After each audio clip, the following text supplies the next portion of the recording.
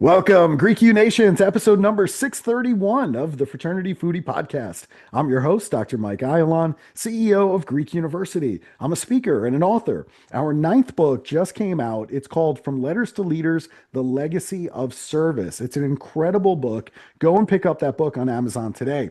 We call these episodes the Fraternity Foodie Podcast because there is nothing like great food to bring college students together. Fun fact, I am seeing a ton of students that are overextended in fraternity and sorority life today, and then they end up burning out, which is awful. So, in order to avoid all of this in 2026, that's where we are today. I wanted to bring in an expert to talk about balance, vitality, and self love. So, without further ado, founder and owner of Stina Leigh Practice, Stina Leigh has been shaking up industries for over 25 years, effortlessly merging experiential marketing, business development, and health and wellness into a career that's as dynamic as she is. Stina Leigh Practice is the culmination of Stina's global expertise in health, fitness, nutrition, and human performance. As an internationally recognized yoga instructor, nutrition practitioner, and fitness professional, Stina has guided elite clients and world-renowned brands, including CrossFit, ESPN, and Danone International Foods. Her background stretches far beyond the mat, holding advanced certifications in exercise science, corrective science, nutrition, tourism, and hospitality management, and various wellness programming. This blend of education and lifelong experience allows her to approach transformation holistically, bridging the body, mind, and lifestyle together in ways that few people can. Stina Leigh Practice isn't just about movement or diet, it's about creating a lifestyle of balance, vitality, and self love that's designed to meet the standards of both everyday individuals and high performing professionals all over the world. Welcome to the show, Stina. Oh my gosh, that was the best intro of my whole life. Thank Well, you. Thank listen, you. you did it. And if you want to pack me away in your suitcase so I can introduce you on stages all across the country, I am totally Yeah, down. I love it. Done. Sold. That's the 2026 deal right there. Let's make it happen together. I love it. Now, I've read so much about you, and in meeting you, I just love the vibes. I think it's great. Now, you talk a lot about this idea of letting go, and that basically means releasing old identities so that way people can step into something really extraordinary for themselves. So, what parts of your own identity did you have to let go of first? That's always one of the first questions, right? What did you have to let go of? And that's never a quick answer. It's never a short answer. To make it short, it's really just the limitations you put on yourself. We're born into this beautiful heart being, and as we grow into childhood and adulthood, all these limitations constantly come into the physical body. And when you've hit your I've had it point, you'll notice, oh my gosh, like there's so much here that doesn't even make me feel valued, understood, worthy. So understanding that how I felt about myself was really conditional. I had to understand that how you respond and how you react are two very different things, right? And we're always taught that. And I just got to the base of where I felt unfulfilled, and that for me was not feeling worthy of anything that I was completing. I mean, I have such an extraordinary background in athletics and career and pageantry and finance, and none of it was ever good enough. And when I turned 40, it was like, why is your resume could get you $1 million in any job in 5 minutes and you're still unfulfilled? So I just really had to reflect and understand what that was. And once I got to the bottom of it, the walls started to break down and life became much more easy. But that was like a 10-year journey. It was just like the golden key happened at around 40 years old. Mm. I love that you're sharing that story. I think it's a really important perspective for college students to hear. And today's college students, I will tell you, they feel so much pressure to fit a certain mold, and you can see it on Instagram or wherever. How can young adults today start to recognize the conditioning that's actually holding them back? Well, I really think it comes to fulfillment. At the end of the day, how do you feel? Do you feel excited for the next day, or do you feel anxious and stressed for the next day? And I think that is the telling factor. If you don't want to go to bed because you don't want to get up the next day because your plate is full of things that are stressful and anxiety driven, it's time to take a self inventory on what you're doing, what you're putting yourself through, and is that making you feel good or not good? And after you've taken a look at that, are you trying to make representations of other people, or are you trying to represent yourself? And when in college, it's so hard, right? Because we want to be socially accepted, athletically accepted, intellectual. There's so many facets that we want to feel a part of the crew because we don't want to be uncool. We don't want to be different. But at the end of the day, each one of us is so drastically different. That's why we're all different human beings. It's really important to listen to your heart. And if you go to bed at night and you say, gosh, you know what? Today really wasn't for me. Think about that day and make a little change for tomorrow and see how you feel at the end of that day. If you feel a little better because you catered to yourself and what your heart wants, guaranteed over time, you'll start to feel better and the anxiety will start to drip off. But again, friend groups, college kids, it's difficult. So it's just being mindful of those things. Still go out and have fun, but maybe not every minute of every day. Yes, there's always Maybe going to only be like tomorrow. only two-thirds of the minutes of the day. I like that a lot. There's always tomorrow. There's always another day. Yeah. I mean, hey, we have plenty of time here. Mhm. The other thing that I like talking about is reinvention. I think that I've done it in my career at least 4 times, completely reinvented myself and the companies that I'm working with.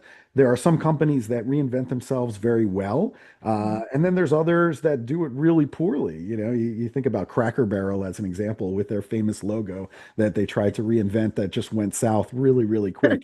And you've reinvented yourself and your career tons of times, which is Yes. also, I think, really good for college students here because they think that they just went to school for this degree and that means that they must do this job. But you and I both Right. know that it changes all over the place throughout Mhm. life. You make a whole bunch of left turns, right turns, wrong turns, U turns, and all of that's okay. So, what Yeah. does healthy reinvention look like compared to, let's say, escapism or running from yourself? Right. So that's two like things that butt heads, right? They work hand in hand, but they also butt heads drastically because one really helps us, one really doesn't. Right. So when it comes to reinvention and the 20-year-old age bracket, there's always this, I want to be like so and so. I want to be so and so. It's very rare you have someone say, I think maybe we're getting better at it as a whole. But you very rarely hear, I want to be myself. I'm going to do what I want to do. So I think it's again reflecting on what you hear and what you say about yourself and understanding what you want out of your life at the end of the day, right? So there's a lot of times where it's school, school, school, and then career, career, family, family. Like there's this structure of life that we have to fulfill.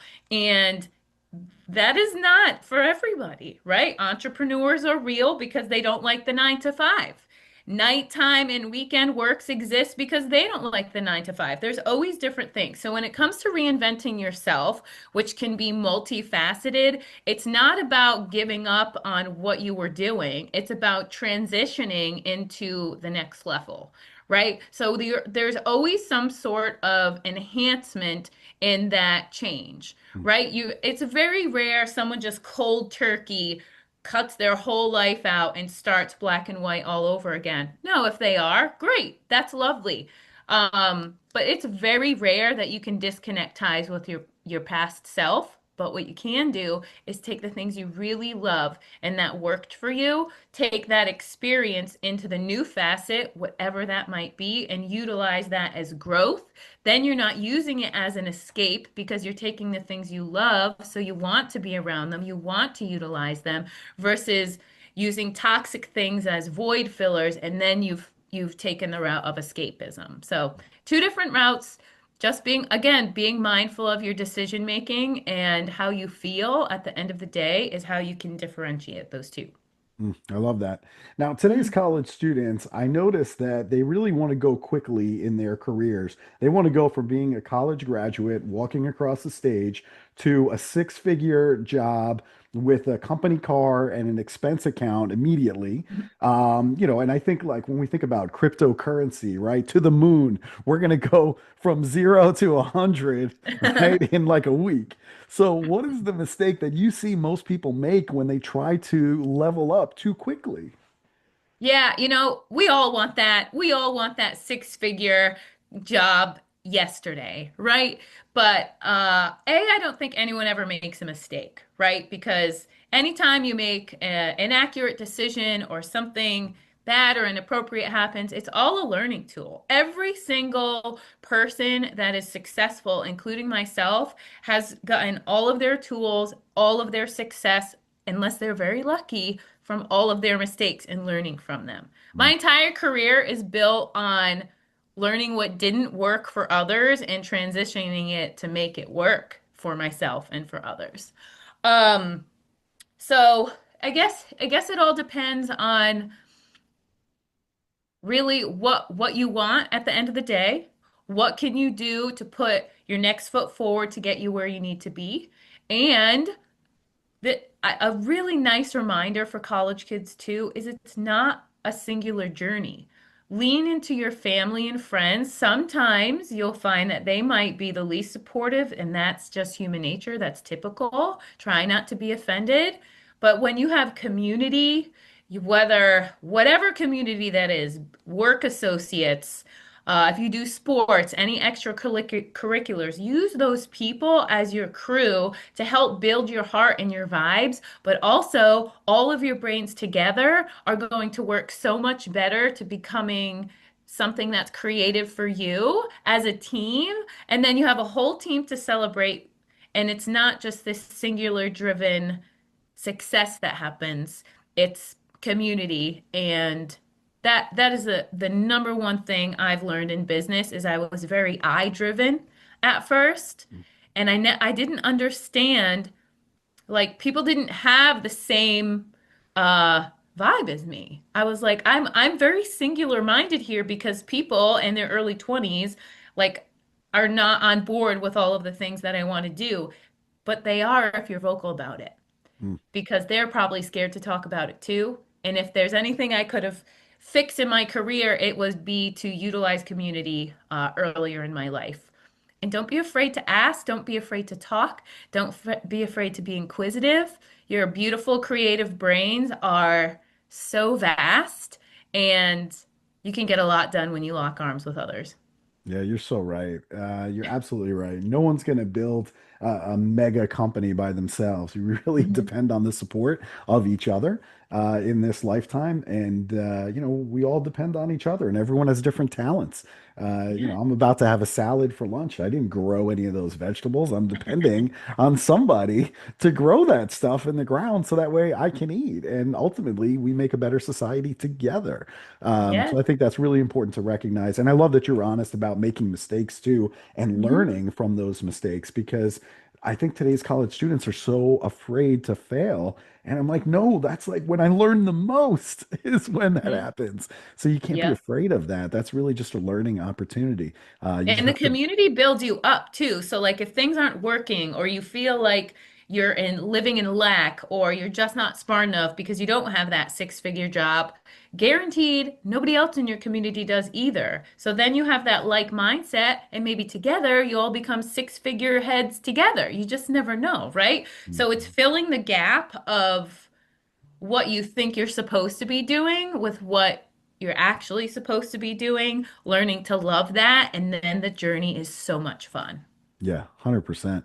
And a Mhm. lot of the students listening right now, they struggle with confidence. So, what does embodied confidence actually mean, and how is that different from performative confidence? Oh, yeah. Well, this is such an important question because I've done shows my whole life, whether that's motivational speaking, pageants, bodybuilding, um, being on live broadcasts on ESPN. I've done all of those things. And there is very much a show high and then a show low, right? So that post-show depression, they call it, is very real. Now, I have found in my career as well that the more confident I have become in just who I am, what I have to offer, and not putting so much hard work into changing who I am, but putting the hard work into who I am already makes embodied confidence and confidence very close knit. So there's not this drastic upheaval when the show confidence happens. So, what I'm getting at, if you ever talk with celebrities, anyone who does theater, anyone who does shows, when you walk off stage, you're like, I just spent every millisecond of the last 6 months preparing for that, and now it's over. Like, what do I do with myself? And that's where that depression can kick in. But if you go into anything knowing that what you have to offer is awesome and you've amplified what you have to offer, and whatever the outcome is really irrelevant because what has really grown within that time is yourself, then you've already won, right? And I know that's so easy to say, and everyone always says it. If you don't win, you at least you did the competition, and that's really hard to say to someone that was so gung-ho on winning, right? Hmm. But I guess what I'm trying to say is embodied confidence, you already got it. You were born with it. You just gotta find it. And then when you have your showy confidence, that's exactly what it is. It's just a show. It's like that beautiful uh power cloak Hillary Clinton puts on. Imagine that is like your show confidence. And as soon as that comes off, if you feel like your hands up and you're not yourself, then you know I've got to work on my embodied confidence because the embodied confidence doesn't need the cloak just amplifies it, if that makes sense. Yeah, that's super helpful. We appreciate that.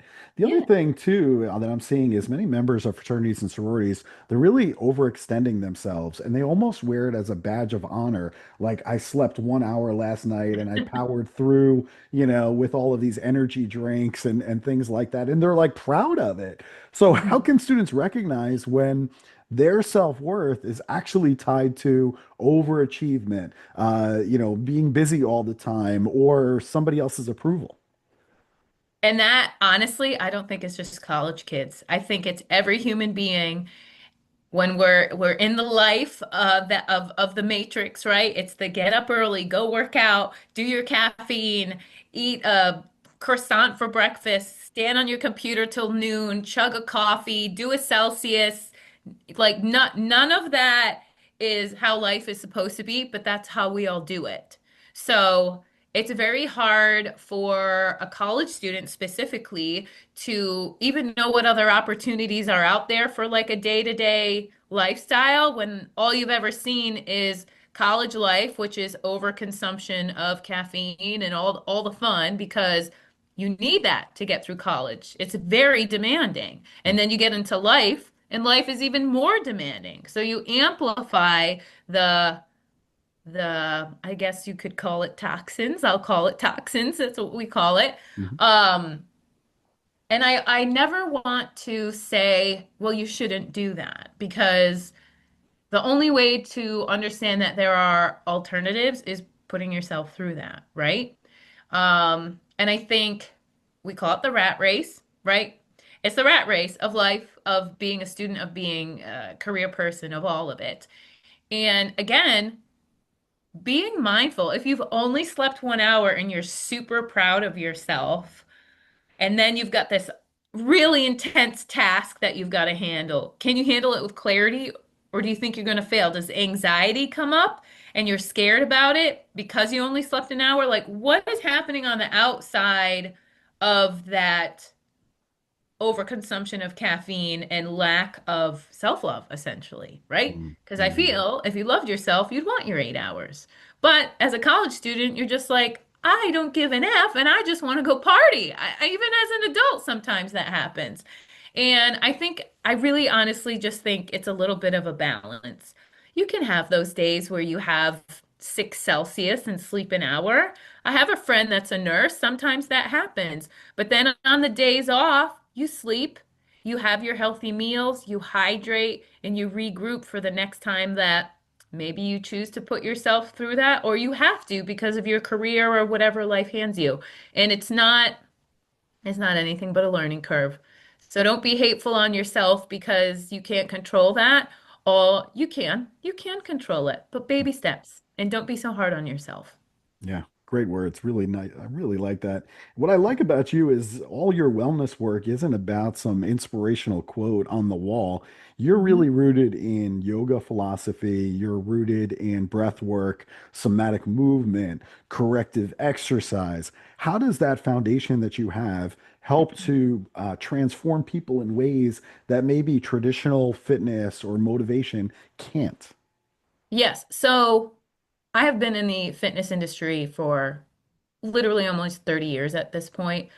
I have tried everything myself. I have been a part of everything that's either worked successfully or failed, and I'm talking really big things.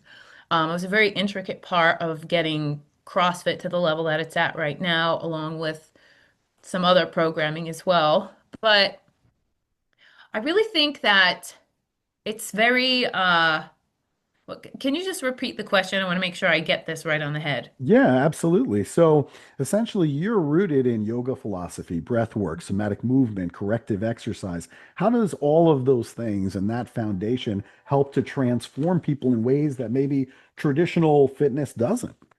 Yeah. So with all of that being said, that I just mentioned, after I immersed myself into the trainings of moving down to Costa Rica, restructuring my life to be more practice and holistic driven, I realized that everything I had ever done, including all of my clients, professional athletes, semi-pro, your typical person, utilizes a lot of that health and wellness stuff to cover up things that they feel inside. Mm, If I can lift heavy, then I'll be happy. If I can run a mile in 6 minutes, I'll be happy.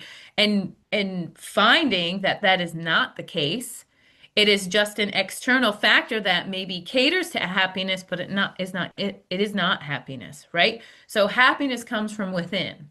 So understanding where and what makes your heart tick, right? How do you deal with situations in performance life, in your intellectual life, in your financial life, all these 5 facets that we typically live through. Um, how do you respond? And how are you? So I guess again, I always love to do like creative illusions. So I want you to think of yourself as like a sponge, right? mhm. So you're learning all of these things, you're bringing them in, you understand yourself, how it works. A lot of times if we are looking at ourselves as a typical human being, about 90% of people out there, their sponge is hard. It's no longer absorbing. They don't want to know what's in there. All they're going to do is keep packing stuff on it to cover up what's inside, essentially. And what happens when we do that? The things inside go bad, right?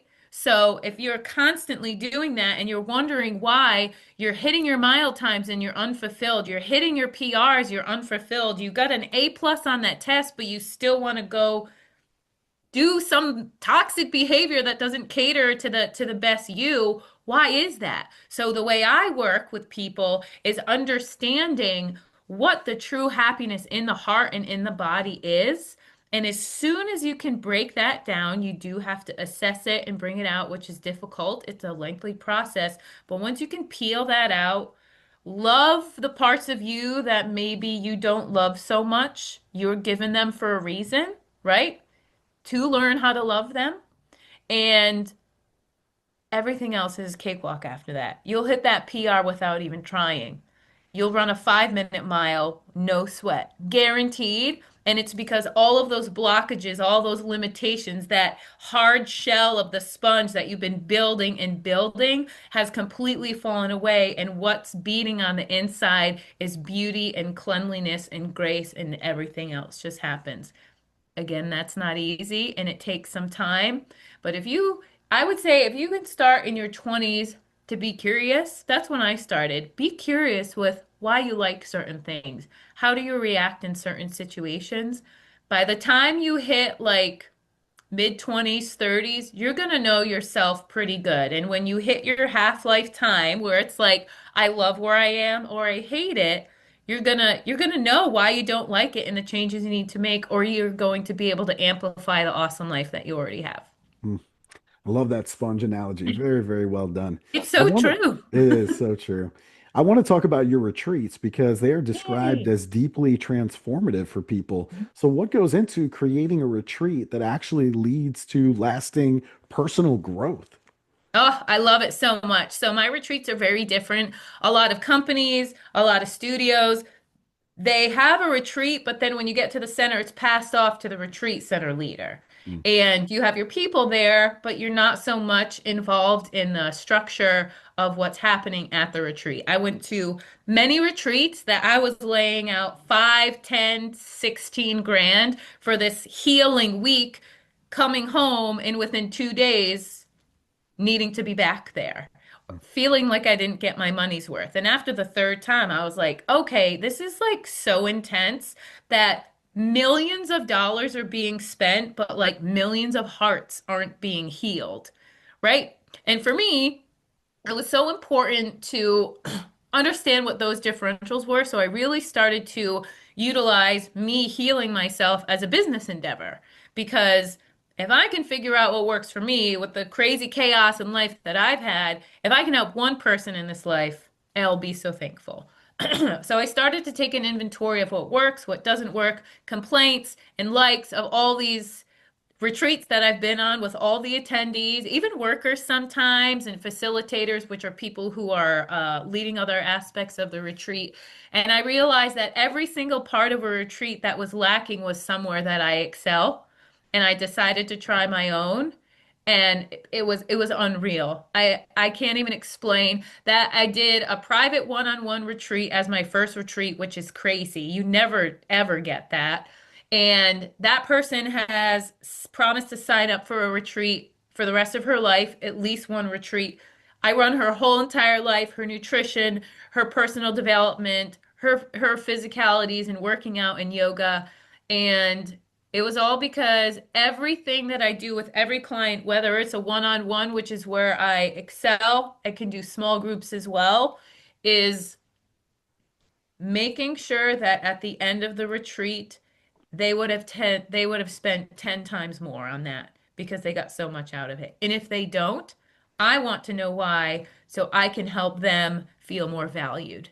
And at the end of the day, it's all about feeling valued and feeling the change. Some people need a little kick in the butt. Some people need a really big kick in the butt, but I'm there for all the kicks. And most people are not. Once the retreat's over, it's like sayonara, on to the next one. With me, I'll text you every day to see how you're doing. Make sure that you're happy, you're healthy, and how can I'm like your mom. That's just what happens. I'm like retreat mom. Now I can see why the clients love working with you. That's really, really fantastic. Earlier in the interview, we talked about making one small change. What is one small shift that college students could make right now, this week, that would change everything for them? Oh my God, I'm not even kidding. Chug 8 ounces of water the second you wake up. Wow. And I Okay. know that sounds like so silly, but it's going to get your body pumping with hydration. It's going to help move the digestive system. You've probably had drinks the night before. You're probably feeling a little silly or loopy or nauseous or whatever. It's going to help alleviate a lot of that. And then it already starts to kickstart the metabolism. Nice. That is real easy. Literally, that hands down will make such a difference. And Yeah. early too. I mean, if you're getting up at noon or 2, still chug your water. You're but right. maybe have a healthy meal after that. I think it's great advice. It's really, really good stuff. Now, I do love to eat really good food here, and I do get to Boston, your area of the country, pretty often. So I'm wondering, where should I go for a great meal that's healthy in the Boston area? Oh my gosh, there's so many spots. Hmm. I love Italy. So Italy, you probably don't even know Faneuil Hall, but Italy is like this very long uh shopping area where there's restaurants, you can buy your own food. It's like a grocery store, but it's very high-end, luxurious foods, and it's so delicious. And the Hmm. coolest part is you can get it cooked there if you want. So you can buy your grocery food and then sit down, have your meal, get some wine. Like it's the whole shebang. And I love that. The one in I want to say the North End has a very nice restaurant on the top floor that's very outdoorsy. Hmm. There's lots of greenery, which is really fun. That's my vibe. You know, I love the greens living in Costa Rica. Yeah, for sure. Um, but honestly, one of my new faves, it's called Grace by Nia. Hmm. So that's in Seaport, and it's a jazz place. They do a jazz brunch. It's very exotic. It's dark, dim lights.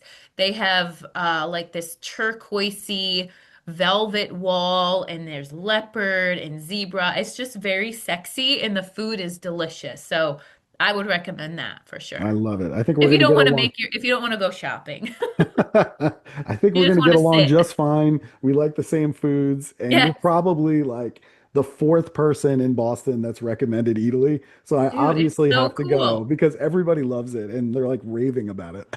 And they have quarterly events too. It's like, I don't know, anywhere from 75 to 150 bucks a person where they'll take some stuff from Italy, bring it out into that open patio area. It's sponsored by various alcohol companies and it's just this huge block party. So you can Nice. experience Italy without without having to do your own shopping, but you can sample it all. And then if you love something, you can go inside and buy it and make it at home. It's a really fun experience.